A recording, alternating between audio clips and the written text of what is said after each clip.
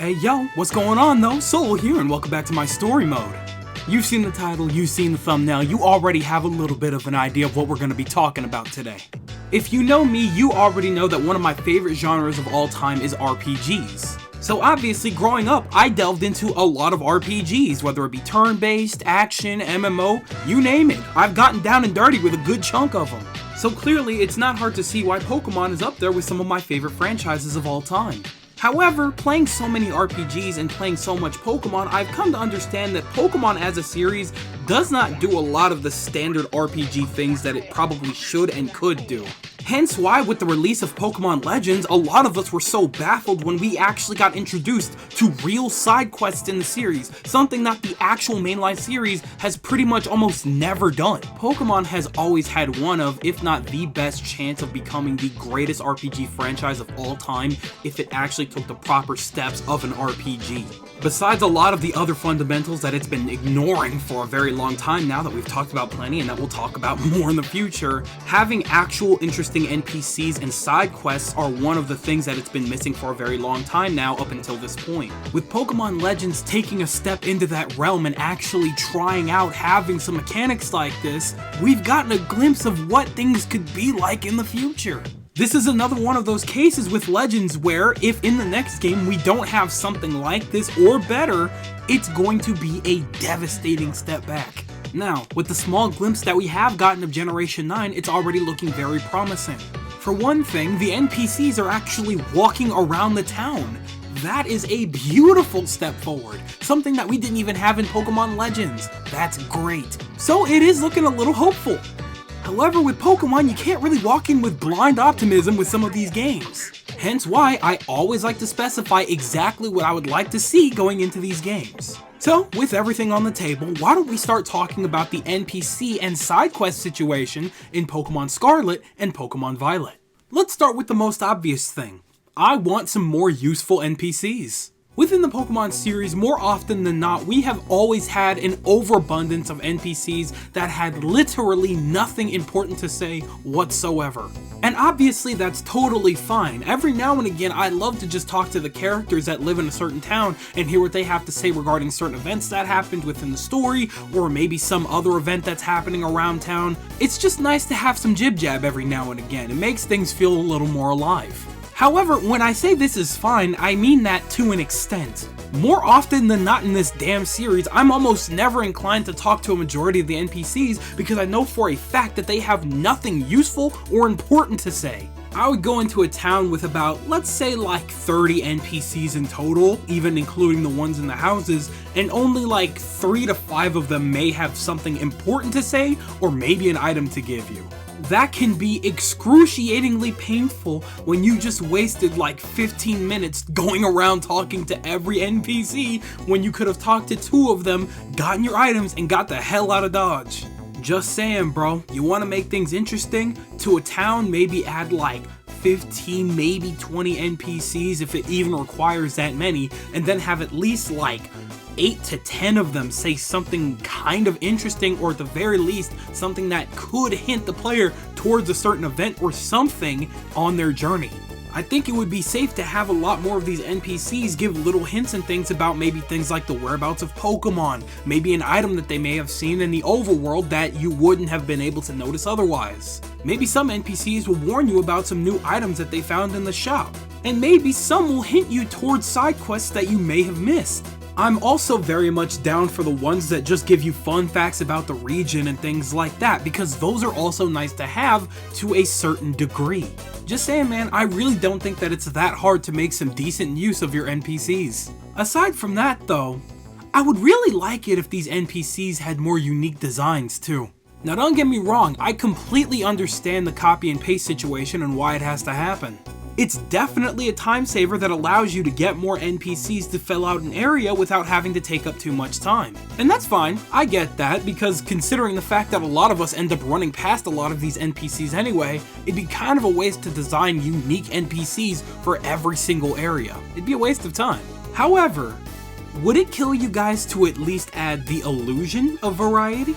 Yes, you can absolutely copy and paste the same exact old man model from one town to the next. However, would it kill you to change the color of the shirt, to give them a different hat, maybe to give this new grandpa a necklace, maybe pants instead of shorts, just something that says this person is a little bit different from this one.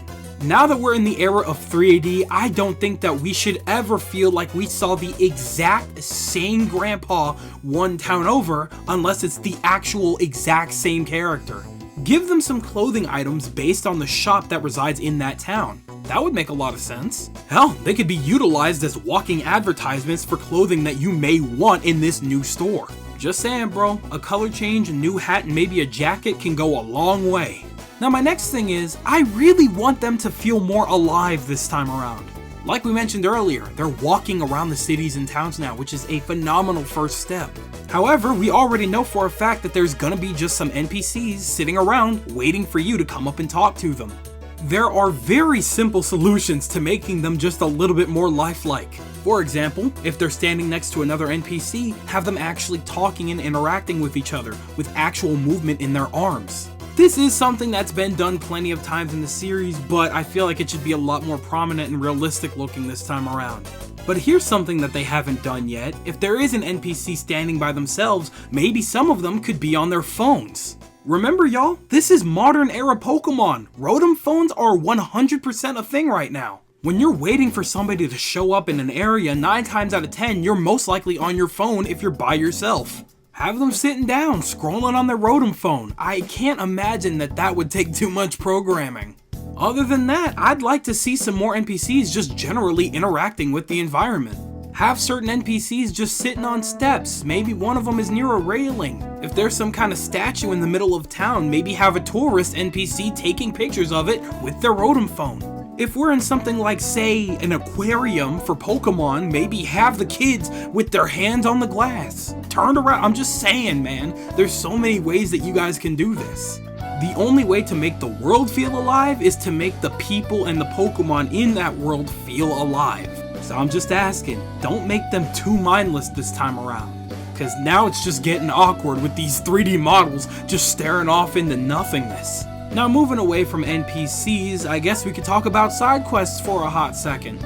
In all honesty, all you guys really gotta do is keep up that exact same energy that you gave us in Legends. For the most part, I'm actually super pleased with how the side quests were handled in Pokemon Legends, and there isn't really much that I would change about them. Those were done really well. The only thing that I could think of that you guys could possibly fix is possibly giving us better rewards as the game progresses. Going through Pokemon Legends, especially the second time, I realized that there was a lack of incentive for me to go out of my way to do some of these side quests. The side quests themselves were totally fine, designed very well, no problem there. But there was a certain point where I was just like, I know where to get every single one of these items in the overworld if I really wanted to, and it's not really that much of a struggle, which means that almost none of these rewards are really worth it for me.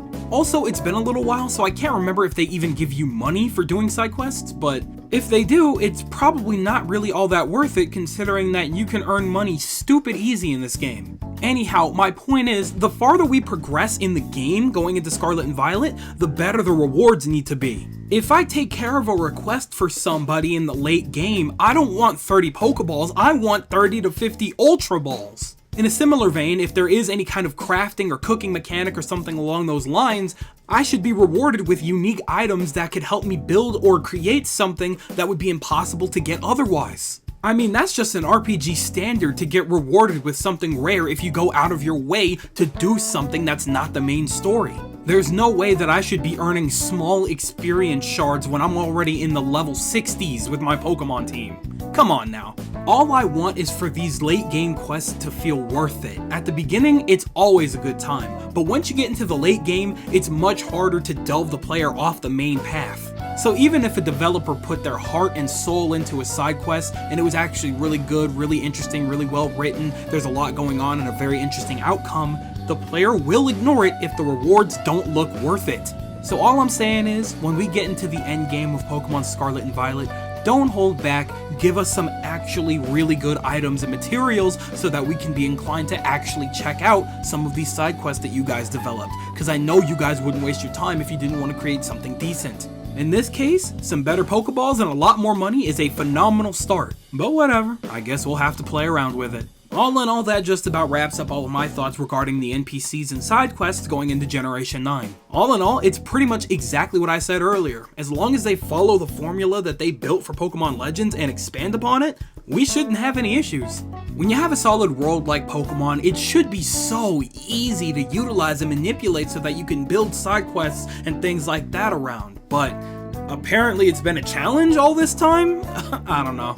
But whatever, we get what we get, and we will most likely be upset because that's just how Pokemon operates. So that pretty much just about wraps it up for the main point of the video. Now I'm gonna say what I said in the last video. I think that's the last video for you guys, but we have pretty much covered everything regarding Scarlet and Violet, and we're probably not going to get news for a long time if we're following like the same pattern that we had at the beginning of last year with Pokemon Brilliant Diamond, Shining Pearl, and Pokemon Legends, meaning that we're probably not going to get some news for a very long time, and I don't know what else to talk about regarding Scarlet and Violet. So what else do you guys want to hear me talk about? It doesn't even have to be about Scarlet and Violet. Do we want to do something different, you know? I've got a couple of ideas of things to talk about. I've got a couple of maybe fun gameplay things we could do together. I don't know. I've thought about a lot, and I'll probably throw some stuff at you guys within these next coming weeks, but we'll play around with it, see what happens. But I'm down to hear any suggestions from you guys, because you guys are the channel just as much as I am, so I would love to hear your guys' thoughts on everything, and I'm gonna leave it at that. Now I'm gonna need you to do me a favor really quick. I need you to hold on to something. Grab a couch right now. I'm serious. Grab a wall. You there? Grab a wall. I'm serious. Check this out. Dog, a whole portal just opened. What did I tell you? Now give it a second. Oh my god, I didn't expect it to hit you in the eye, but there's the mic, so ice that eye for a second, pick that mic up, and tell me what you guys think regarding the NPCs and side quests going into Generation 9. Should they follow the Pokemon Legends formula that we had recently? Should they do something completely different, do them better? Do we not need side quests in Pokemon at all? Do you think we've been fine without them all this time? Let me know everything in the comment section below, because you know for a fact that I am always down there with you guys, without a doubt. But with that, I'm gonna get the hell up out of here. I'd like to thank you guys ever so much for watching. I truly do hope you enjoyed. Do me the greatest favor of dropping a like and a comment, and consider subscribing for more content just like this if you haven't already. But with that, I'm gone. Thanks again, hope you enjoyed, and I'll be seeing you guys in the next video. Do me the greatest favor of taking good ass care, and I'll see you all next time. Bye!